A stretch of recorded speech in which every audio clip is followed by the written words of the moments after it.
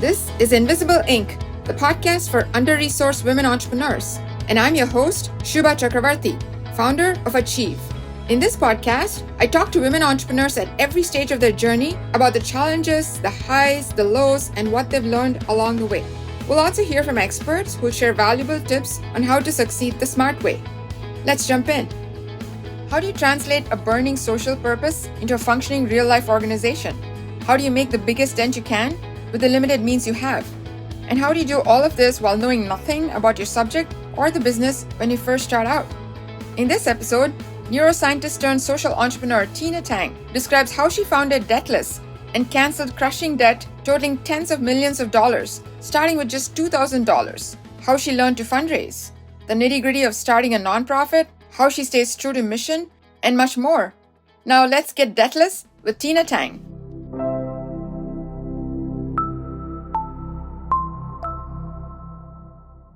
Good afternoon, Tina. It's great to have you here today. Thanks for joining us. Yeah, thank you so much for having me. I'm really excited to have this conversation. So you're a neuroscientist that has trained in a totally different field, and then you turned to addressing the debt problem in the USA. That's a pretty unconventional journey. How did that happen? Yeah, absolutely. It's definitely been a journey. I think at the time when the idea for Debtless was first born, I was still very much on the path of becoming an academic neuroscientist. This was just something that I was passionate about. I was really passionate about social change, about politics, about advocacy. At the time this idea was born, I don't know if I necessarily saw that as a career path rather than just something that I was spending a lot of my free time in. And I was constantly trying to figure out, how do I fit all of these things, extracurriculars, into my regular schedule? I felt like I was almost forced out of my career of science because it was an environment that was very toxic. But like looking back, really feeling like it was just a blessing in disguise that now I get to do this full time. Great. We've talked about this, and I know this is Debtless. So Yeah. what is Debtless? What does the organization do? So Debtless is a 501c3 organization. We're a nonprofit organization, and our mission is really pretty simple. We want to fully disrupt the predatory debt industry through debt cancellation and financial education. So how do we do that? We do that by purchasing debt on the secondary market, and we discharge that debt for the benefit of the borrower. That is really our entire mission and what we strive for since we started. I think most of us are familiar with the concept of debt, where you borrow money, whether through a credit card or student loans or a car loan, a mortgage, whatever it is. Essentially, you borrow money upfront and you pay it back installments, right? That's debt. And with those installments, you often pay back fees and interest on top of whatever those installments are. Your original creditor, who you own that money to, is now entitled to sell this debt. They can sell it as many times as they like, from creditor to creditor, from collector to collector. And that's essentially the marketplace that I'm talking to when I refer to the secondary market, when this debt from the principal gets sold and bought and sold and bought and sold. So we come in at this point in the market where people's debts are being sold, all sorts of different kinds, and we're able to purchase that debt. The nice thing is that you actually don't need the $100,000 to purchase $100,000 of debt. Debt is sold on pennies on the dollar. A quick way to illustrate this is with an example, in that the first debt portfolio we purchased was valued at $2 million worth of debt. We have since discharged all $2 million of that debt, but we actually purchased that for $2,000, just a little over. It was $2,000 and I think a couple dollars and cents on top of that. And we were able to discharge all $2 million. And even last week, I saw a debt portfolio that was on sale in the market for $5,000, and the portfolio was valued at $25 million. You don't need the face value of the debt to purchase and cancel it, which makes our operations and fundraising a little bit easier. So not only are you the first nonprofit founder we're interviewing on Invisible Inc., so congratulations, but it's also one of the most unusual sources of ideas. Where did this come from? How did you even stumble on this idea? I was really fortunate. I had a co-founder. We had this idea together, and we were really inspired by a late night segment by John Oliver back in 2016. Again, I was saying both of us really into, political advocacy, spend a lot of time watching late night talk shows, who's talking to the news of the day. And in this episode, I think 2016, he canceled $15 million of medical debt on air it was just huge TV spectacle by pressing this giant red button, confetti fell from the studio, whatever. And we were really enamored by this idea that what a really cool TV gimmick, but What does this say about our entire debt system that somebody, a late night host can do this on air? What ins and outs went into making this happen? Is this replicable? Can we do it? Can somebody else do it? Right? Is this a replicable thing that we can do? So we really started doing a lot of research into how did the process work? Are other groups, people, individuals, organizations doing this? We did find a couple that have done similar work in the past. And then another angle for us as we really dug into this debt cancellation, debt activist space was that as two students of color at the time, to be perfectly frank, we didn't feel represented in what we saw. We knew that communities of color were disproportionately shouldering predatory debt, including student loans. We knew that eliminating debt is one of the most direct ways of closing the racial wealth gap. But a lot of times that's not really how debt is discussed. Debt isn't talked about in a way that disproportionately affects communities of color. And we really wanted to shed light on that. And again, didn't quite start out thinking this is going to be a C3 nonprofit. It was kind of like, this is interesting. We all have our day jobs, but let's find time to dig into this more to see what this is about. Really, we wanted to come up with something that was going to help the communities that we come from, which ended up being this nonprofit. So you have the idea, you're excited. I can see why it would be inspiring. What happens next? We really then kind of had to dig into, so how do we make this happen? So we figured out that, we can replicate it. So what's the next step, right? We learned that we actually needed to be a C3 nonprofit rather than any other type of organization, because part of the debt cancellation process is that if a creditor cancels or discharges your debt, for example, you actually have to report that debt to the IRS as income. That took us down a whole rabbit hole of learning about how the IRS is actually a huge debt holder, that actually people declare bankruptcy after going into tax debt. I've actually heard, personal stories from folks as we've done more advocacy about how tax debt has affected their lives. So we knew that we didn't want to help people by kind of solving one problem and creating another. And the neat thing about us having to be a C3 nonprofit is that we actually operate what the legal term is called detached and disinterested generosity. So we actually cancel the debt as a gift. We don't know any of the borrowers personally. We don't have people apply to have their debt canceled. We actually purchase portfolios with thousands and thousands of people in it at a time, and we don't know anything about the individuals, and we then discharge that debt. So we have no personal stake in the matter. So because of that, we can call it a gift. They don't actually have to report that to the IRS as income. So once that debt is gone, it's gone. So because of that, we're like, okay, in order to do this, we have to be a C3. We can't just be two individuals buying and forgiving debt. And we actually were very lucky in that in Chicago, there's the Chicago Lawyers Committee, and they actually connected us with pro bono legal team from Skadden Arps, who actually helped us with a lot of creating our bylaws. This is how you need to create a board. We're like, great. What's part of a board? Let's make a board.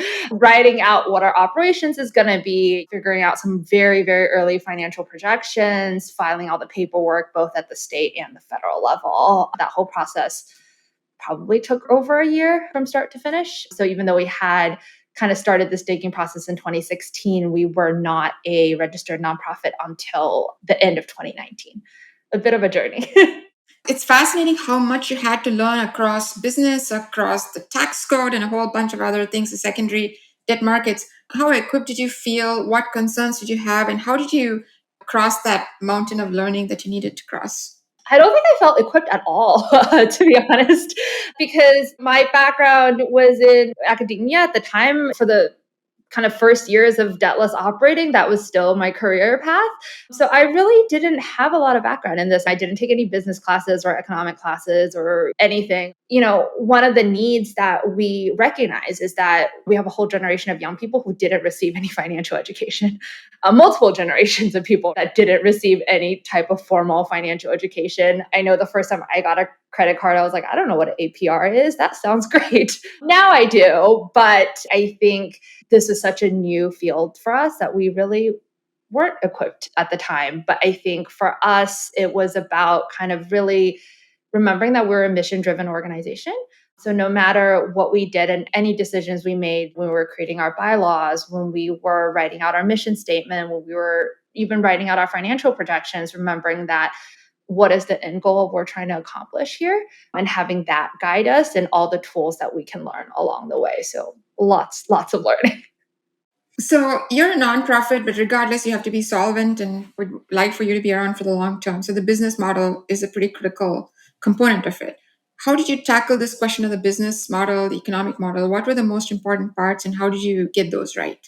So we knew that pretty early on we were going to be a grassroots fundraising organization. As a nonprofit, what we do is we fundraise and we use the money that we fundraise in order to purchase debt and then go towards any operations, right?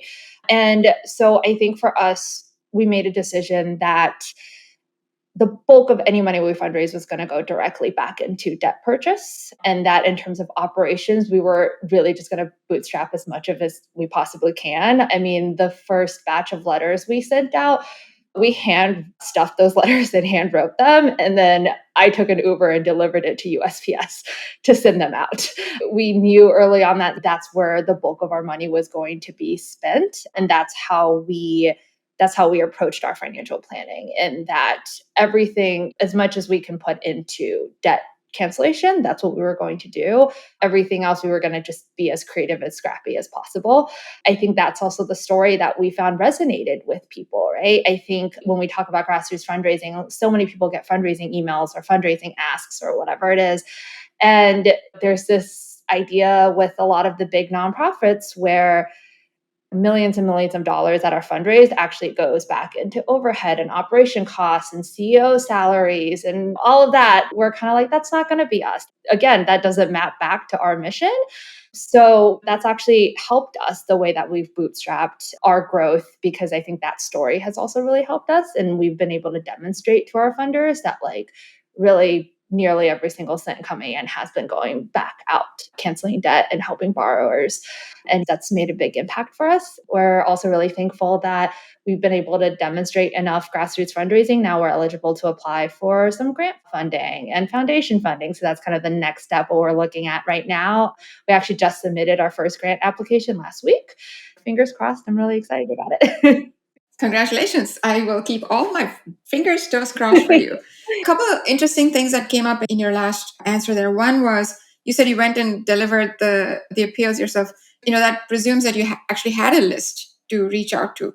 Where'd you get this list? That's essentially your first. Oh, well, actually, let me clarify. So what we were actually delivering was, once we purchased debt on the secondary market that we talked about, we actually get a list of all the debts that are in the portfolio. So that includes the person who previously owed that debt, their contact information, and we actually are obligated to notify the borrowers that their debt has been canceled. And then we include next steps for how they can then contact their original creditor or contact their credit reporting agency in order to update their credit score and things like that. Those are the letters that we were delivering. We were sending out notification letters to borrowers that their debt has now been canceled. So the Santa Claus letter. Yeah. That's lovely. So then to go back to your funding, even if it is a relatively small amount, it's still meaningful and presumably you have ambitions to scale. Can you talk about how you got funding? You talked about grassroots. How did that work out? Yeah, absolutely. So really wild story. So I mentioned that we were incorporated as a C3 nonprofit in 2019. We had planned for launch in early 2020. To be exact, March 2020 was actually going to be our first launch event. Didn't quite work out the way we thought it was going to. Actually, I believe it was actually a week before our launch, the city of Chicago shut down. And we got that advisory where today's the last day you can be outside. And then starting tomorrow, go stay at home. So it really threw a wrench into our operations, right? We had planned this in-person launch event where we were going to introduce our mission to the community. We were going to actually do some letter writing of donations and things like that. And obviously could no longer plan an in-person event, needed to really quickly pivot. And we were really a team of, me at the time and co-founder and our board. So the easiest, lowest hanging fruit at the time was, okay, let's create a GoFundMe. Everybody's doing a GoFundMe.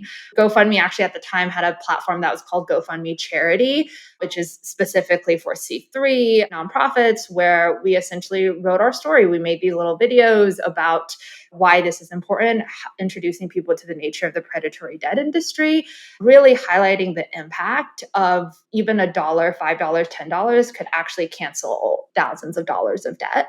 And we had a really modest fundraising goal. We were like, let's just raise $1,000. Let's see if we can raise $1,000. We've never done this before. Let's see how far we get. We actually doubled our goal. We raised 2,000. And that was the first 2,000 that we used to cancel the first 2 million. And then obviously we were able to kind of build a lot more momentum off of that. Since then, we've been able to transition out of GoFundMe, which we knew was never going to be a long-term solution, into a more long-term digital fundraising platform. And now we actually have a full-scale digital fundraising program where we're doing fundraising emails. Again, similar to our mission, we never want to be an org that is just constantly asking people for money. So we're doing fundraising emails, but we also have our newsletter email program that's doing like financial education tips and news on, especially now, news on student debt cancellation that's everybody's talking about. And we're hoping to essentially keep expanding digitally. We want to maybe do, social media ads in the future, because digital wasn't necessarily part of our big plan to start. And COVID hit and we had to pivot. And I think this is where we'll stay. It's interesting because everything that you're doing is based off of this foundational plank of your being a nonprofit. Now, there are other ways that you could do it. For example, you could start a social enterprise venture, or you could do a B Corp. Is the tax implication to the borrower the only driver of the fact that it's a 501c3? Or were there other considerations that drove you away from a social impact venture or a B Corp towards a nonprofit? I think the tax implications were definitely one of the huge factors because, again, we didn't want to solve one problem by creating another. So that was definitely a big part of our decision making. I think the second part of that for us is, when we talk about finances and financial planning and things like that, people tend to think that they're scams. I think even when we first started, we were reaching out to borrowers who didn't really think this was real. And I think for us wanting to be a C3 nonprofit to also lend legitimacy to the cause of this is for the benefit of you, this is not for the benefit of us. I think that was also a huge part of our decision making. So, in addition to the fact that you're a nonprofit, what other drivers or markers of legitimacy did you consciously, strategically use to build trust with the people that you were canceling debt for? And secondarily, did that even matter? Because my sense is that this is a unilateral act in the sense that you forgive it and it's done. You don't need them to consent. Is that true? And did you do anything else to build further trust? Yes, so that is true. This is a unilateral action. We don't need them to take any sort of action in order to benefit from it, which is something that's really important to us. We didn't want it to be like you have to fill out a form or whatever it is in order to get the benefits. You believe us or you don't. This is already done, which is our goal. But I think for us, it was also about the evolution of the step we're in now of just building brand awareness and just awareness around the mission. We want to get to a place where you say Debtless and people know what we're talking about, really building up brand awareness around our mission, around what we're doing, around debt cancellation is actually a useful tool for financial freedom. And I think that's been a huge part of our mission now to kind of build up our messaging so that if people Google us, they see something that they're like, oh, this is believable. So one other factor you mentioned was getting this board of directors or board of trustees as a nonprofit. That can be pretty challenging. I'm on 2 boards myself, so I understand how challenging it might be. Can you talk about that process, your learnings, and what advice you'd give to someone else in terms of recruiting a board of directors who's starting a nonprofit? I think for us, when we first started, actually, we went straight to almost friends and family, where we were like, this is what we want to do. You are all the people that we know. Will you help us? And there was a lot of pros and cons we learned from that. I think a lot of the pros was we had a kind of group of people who are part of our personal networks and community, both personal and professional networks that believed in this because we believed in this. So therefore signed on to help us get started. Then we hit the bumps of working with friends and working with family when you previously weren't coworkers and now you kind of are. So I think we hit all of the typical bumps that you would expect there.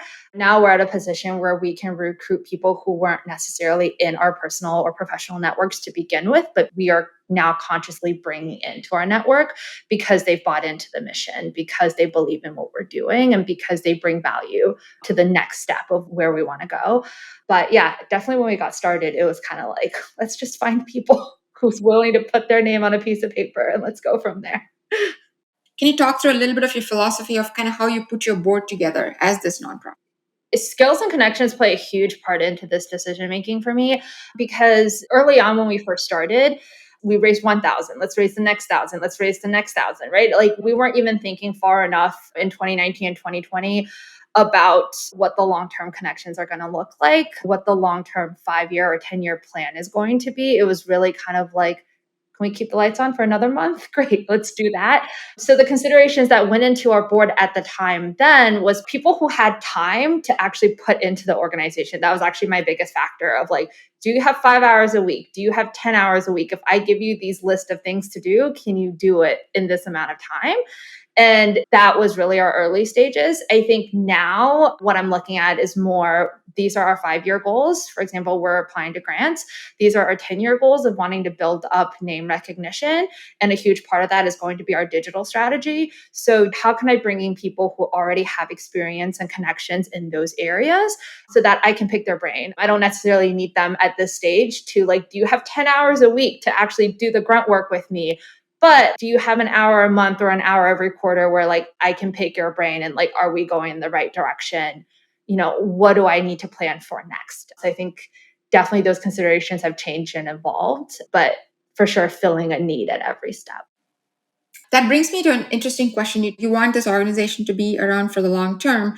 And one thing that's for sure with a 501c3 is that it does impose administrative burdens in terms of reporting and transparency. And then there's a secondary question of financial management of the nonprofit itself. You want to be around for the long term. To your point, you want to manage the expenses. How do you manage those twin responsibilities of financial oversight as well as financial administration of your nonprofit? I guess one caveat is we hope to get to a point where we don't have to exist, right? I think that should be the goal of more nonprofits, to be honest. It's not that we have to exist forever, is that we exist long enough to solve the problem and then we can stop existing. So that's the ultimate goal there. But until we get there, which is probably going to be a long time from now, I think a huge part of that is actually just how we're doing financial planning and how we're being realistic about what we're bringing in and what the administrative costs versus what the costs for debt cancellation is going to be. I've seen a lot of financial projections that are people who have come to me for help and things like that. I've seen a lot of financial projections that we always want to project the best, but that just aren't frankly realistic based on what your growth is. And I think for me, I've always just been very on the conservative side of when I'm doing projections. Like, I think this is very conservatively what we can fundraise this year. Out of this, this is what I'm going to budget in for administrative costs. Out of this is what we're going to budget in for debt cancellation, for the actual notification process. We actually just hired our first part-time staff member. So now we're budgeting in for compensation for our staff. I think being at every step, I've been probably more conservative than I needed to be, which I think now is actually paying off. We're getting to a place where, okay, we actually maybe have a little bit of breathing room, which is good. Now, turning to your mission, right, there's obviously, unfortunately, so much debt that you can literally pick what you want and have impact.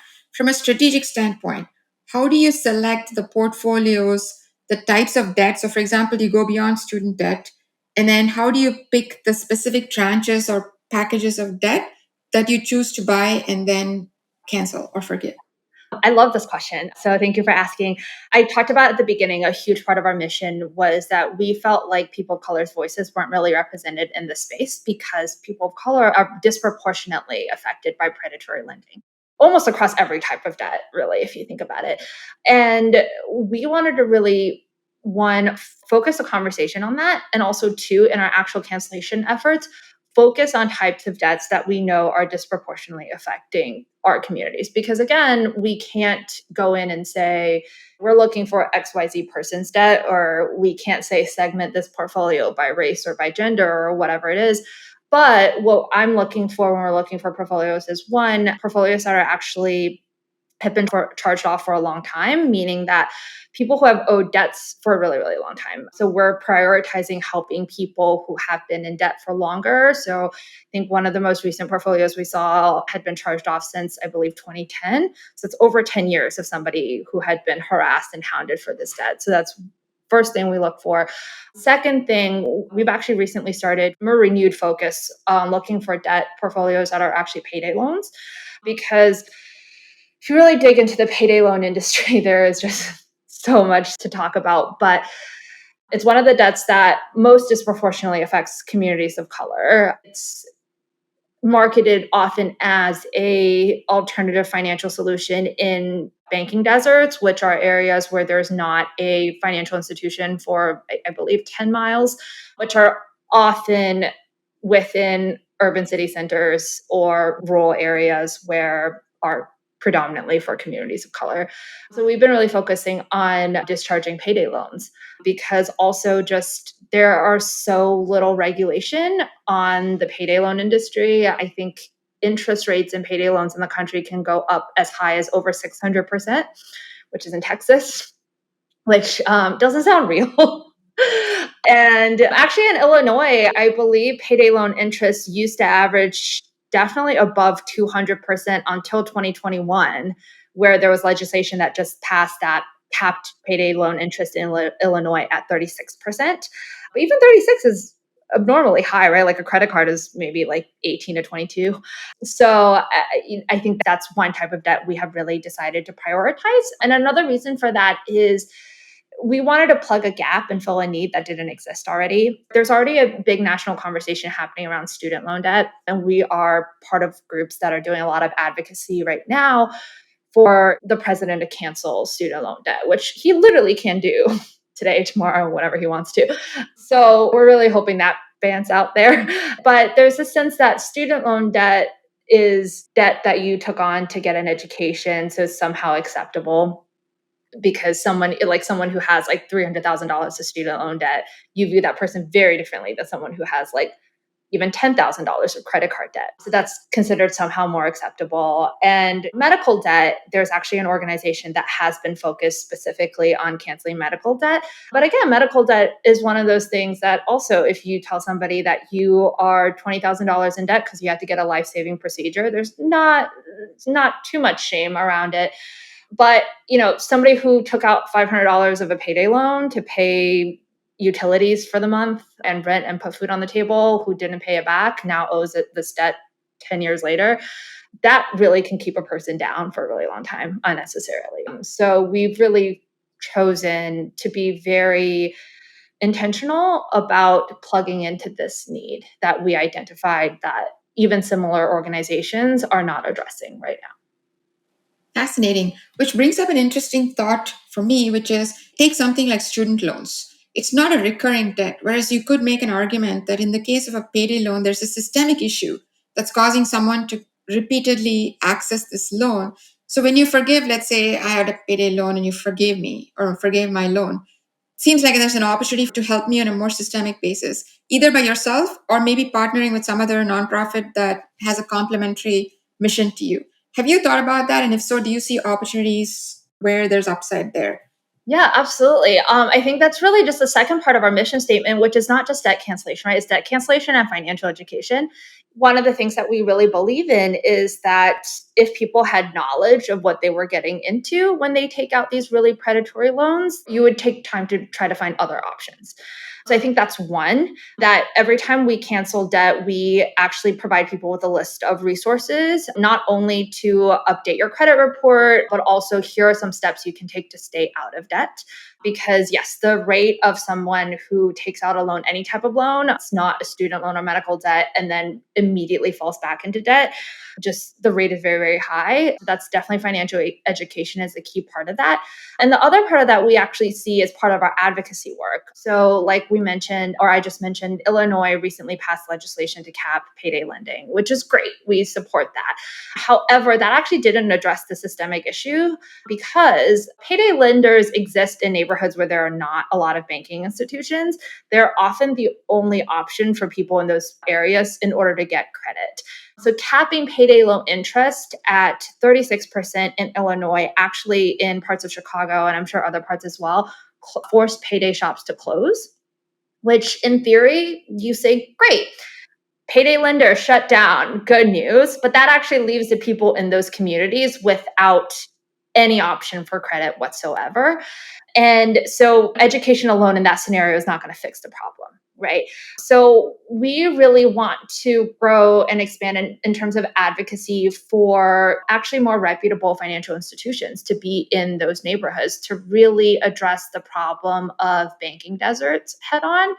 In that, yes, payday lenders is a problem, but they are a problem that existed there to fill a need. And just because we take away the problem doesn't mean that it's no longer needed, right? So I think that's the other arm of what we want to focus on going forward. And definitely, like you mentioned, we're constantly looking for other like-minded organizations where we're doing partnerships with. We recently did a talk with the Chicago Women in STEM about how debt disproportionately affects women and what are some tools you can use in order to address that. We also recently just published an op-ed in a online magazine called In the Red, which is actually run by a group called the Debt Collective. They are actually a debtors union, and they organize debtors across the country to know your rights when it comes to being in debt. Their big focus right now is on student loan debt. So we're always looking to partner with other organizations that are aligned in mission with what we want to do, and how can we all work together to help people. Essentially, the problem you're eventually looking to solve is financial access, especially on this angle of payday loans in particular. So changing gears slightly, what were some of the external challenges you faced from the beginning, even to the present day? So many challenges. I think, just to, even recapping some of the things we've already talked about when we first started, just not having a background in starting a nonprofit and what we needed to do, we really could not be where we are now without just the legal help we had to be incorporated, to fill out the paperwork, to figure out what we needed. I think that was a huge part of it. Once we were actually operational, trying to figure out, okay, how do you fundraise? I had only done student groups up until then. So the extent of my fundraising experience when we were first having this idea was like, we had bake sales. And I was like, well, that's not going to fuel us to where we need to go. So how do we move past bake sales and into actual fundraising tactics? I think I've taken a lot from different parts of my life since then, and how that informs how I run Debtless now. For a brief period, I worked at a venture-backed startup in Chicago, learned a lot about customer acquisition and funding, and just even analyzing KPIs, which I didn't have a background in. So, took a lot of that experience into how I run Debtless today. I also now work in, I made the pivot because of COVID into politics. And a lot of my advocacy work that we do with Debtless is really rooted in the things that I learned from political campaigns and from working with other nonprofit organizations. So many different challenges that I think really, for me, was just about kind of baking it till you make it and just taking it one step at a time, always being willing to learn about what's next. I think I went into this with a really open mind because I knew I had so much to learn. Really, no matter what I'm doing outside of this, it's going to become somehow applicable to what I'm doing here. And all of this places a huge demand on your personal resources, right? Your willingness, your emotional energy. Did you have any memorable dark moments where you really came close to calling it quits? And if so, how did you find the strength to get through that? Yeah, a lot of low points. Which one do I name? So many different low points. I'll talk about one. One example that's coming to mind right now is actually after our first initial bout of fundraising. I talked about the $2,000. We were off to a really great start. And it was kind of like, oh, wow, we had $2,000 and we canceled all of this debt. We're great. And then we kind of hit a wall of like, where does the next $2,000 come from? We can't keep doing GoFundMe. How do we evolve past that? And I think that was a very early, very low point for me of just really feeling like I was not equipped to continue to run this organization. And I think for me, just personally, a lot of time away, a lot of rest, a lot of therapy to kind of really focusing on myself, that if you take care of yourself, you have all the tools you need to succeed. You just have to access it. I know that I might not know everything, but I know that I'm capable of learning anything I need to learn.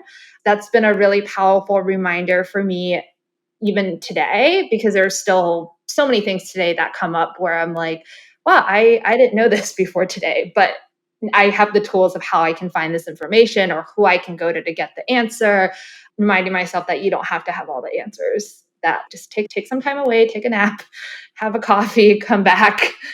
You have the tools you need to get there. Yeah. And one thing that kind of played into my mind as I was listening to you was there's a wrinkle to this challenge, right? Which is your heritage. You and I share an Asian heritage. I don't know to what extent this is true, but it's certainly true where I come from, which is women are seen, not heard. There's this question of being submissive, not rocking the boat. And I could argue that everything you're doing is all about rocking the boat. How has that played into your journey? How have you integrated that into your overall journey and into what you're doing in the next phase? I'm a Chinese immigrant, first generation. I was born in China.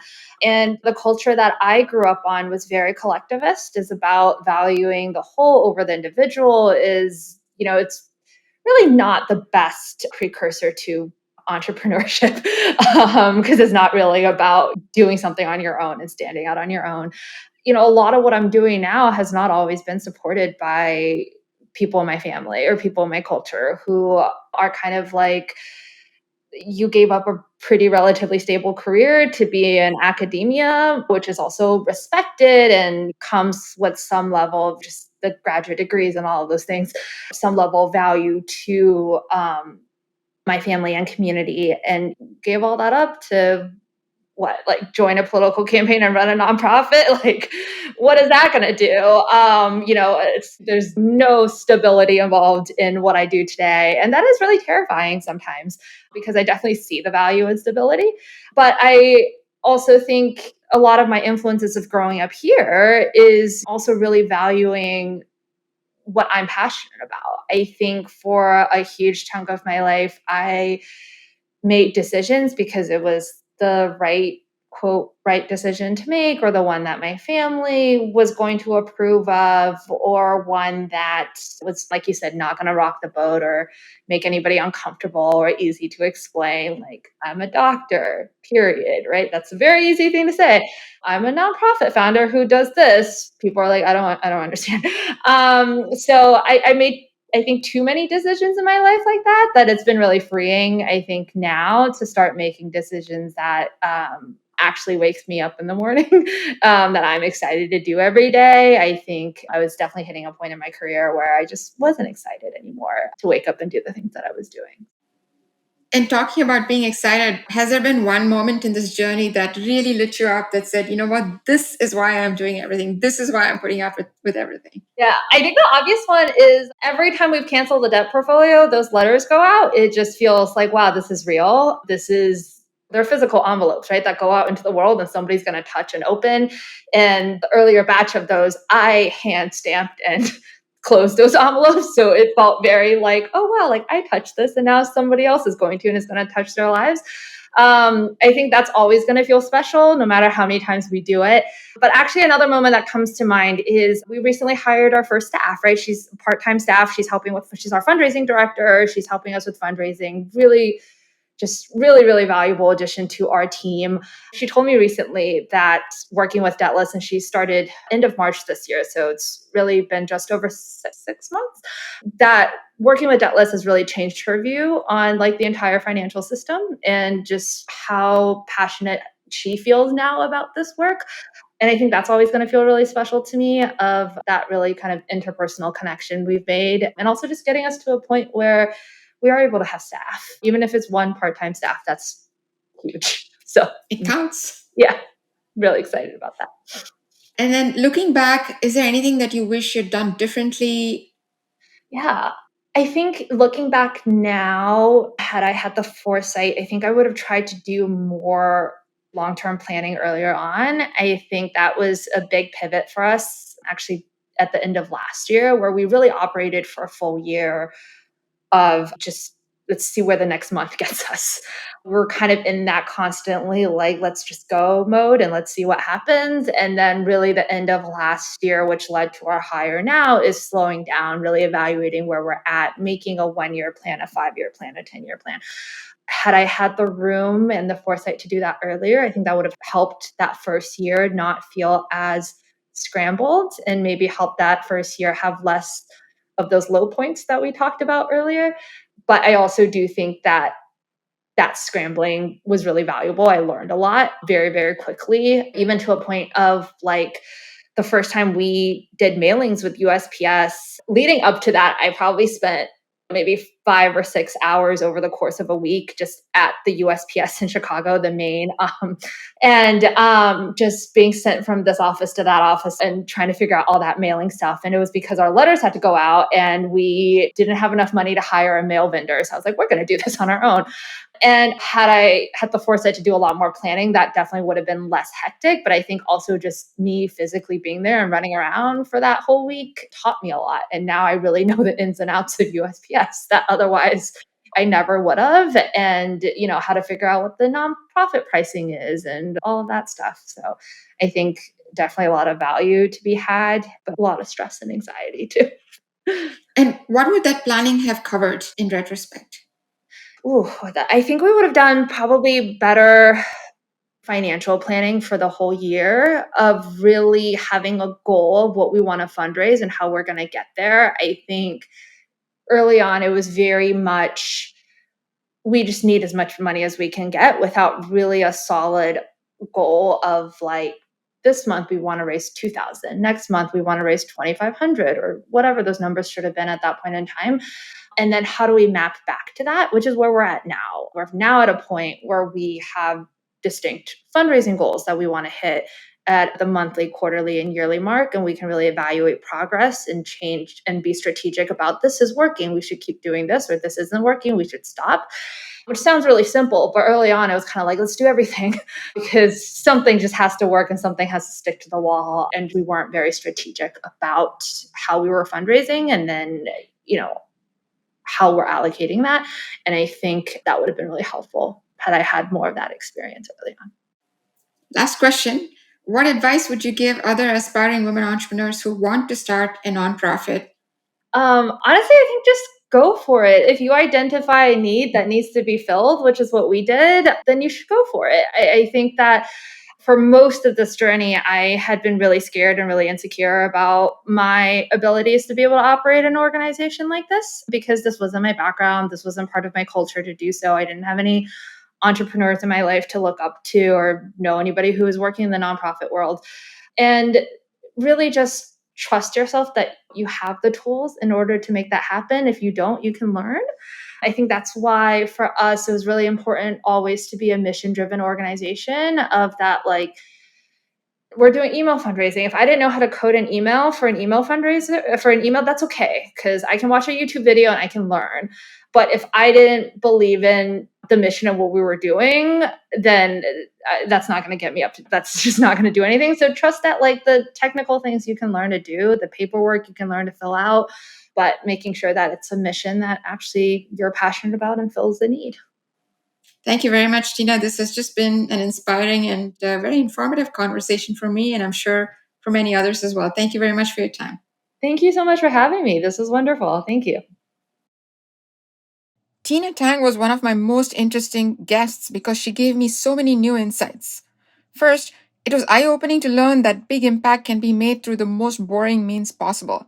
Digging through the tax code and untangling how secondary debt markets work isn't really sexy, but the result of that work is truly breathtaking. What are some of the non-obvious ways to have social impact that we haven't thought of? Second, to find those ways, I loved how she followed the money and disregarded the flash factor of what that entailed. She never gave up learning the most obtuse subjects, but while she did that, she never once lost sight of her ultimate goal, and that's how she made sure she didn't lose her way in the details. Third, Tina showed me how maintaining perspective is so important.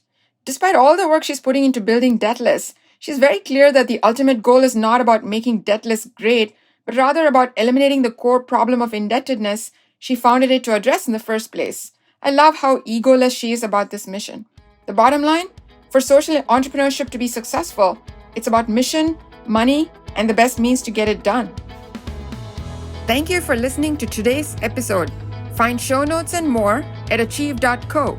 That's achiiv.co/podcast. Like what you heard? Hit subscribe on Spotify, Apple, or Google Podcast and never miss another episode. Want to help others like you? Leave us a review and tell a friend. See you on the next episode. Now, go achieve.